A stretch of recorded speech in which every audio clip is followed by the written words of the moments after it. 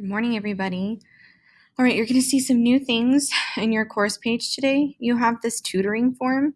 So those of you guys that need additional tutoring, you can click on this from 6 to 10 and you complete it. And anything you need help with, you'll have a certified English teacher that will be able to help you from 6 to 10 p.m. every single day during the weekday. And then on Saturdays from 10 to 2 and Sundays from 12, I believe, till 6 or 4. But you have access to tutoring every single day. So if there's something that you don't understand, you simply click on this link, fill out the form, and you have tutoring right then and there. Of course, I'm available during the day, but I'm not always available every single evening or on weekends. So this is going to be your safest bet outside of school hours. During school hours, you just simply send me an email and I can help you. Your Zoom link is going to be here on this button every single day.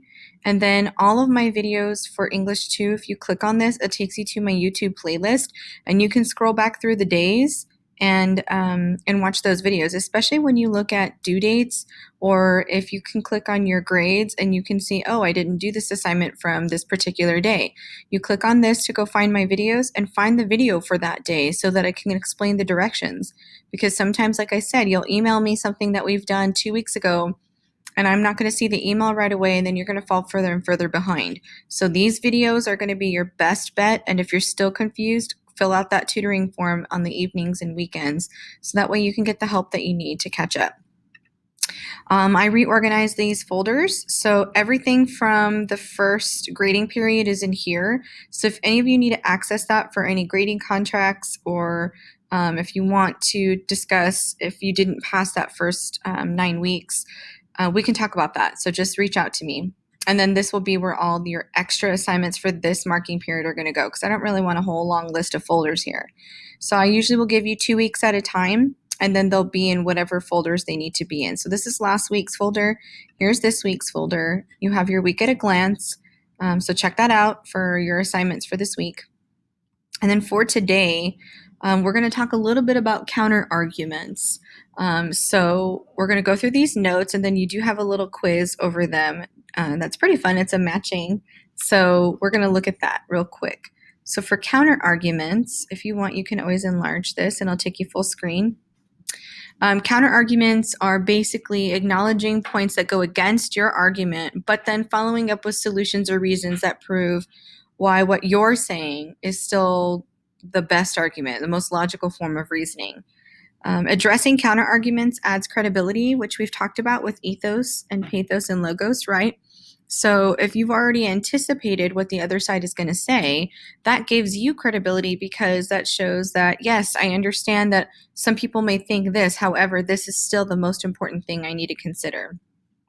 It also reinforces or strengthens your argument.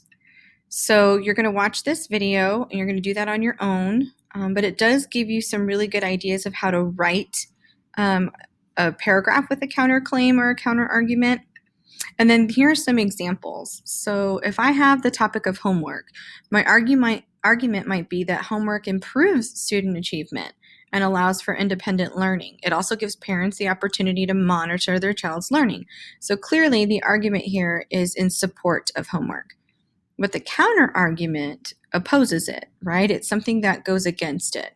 So the counter argument might be too much homework may be harmful for students, as it can increase stress, reduce leisure and sleep time, and lead to cheating.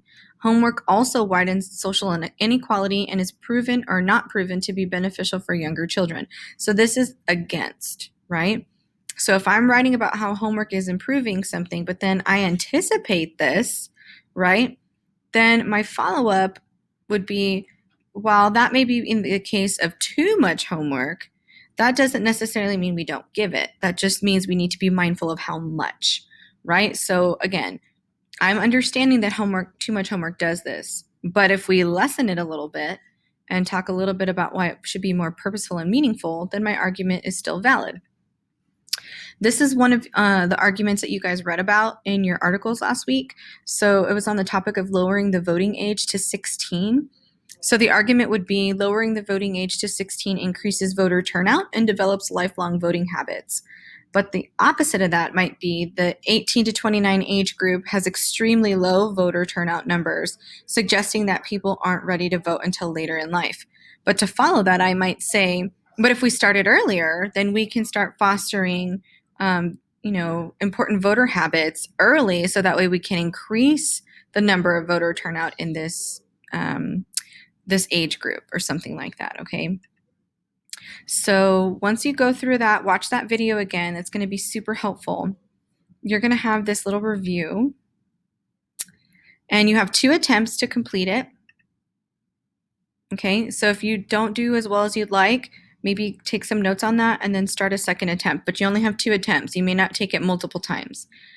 So you have some multiple choice where you'll read the statement and then you'll look at which of the following statements best or is a counter argument for the statement. And then you'll have some matching, and you do need to get all of them correct in order to get your point. So you have a couple of matching things where you'll match the statements to the counterclaim. Okay, and that's all for today, and I look forward to seeing you guys on Zoom, okay? All right, take care.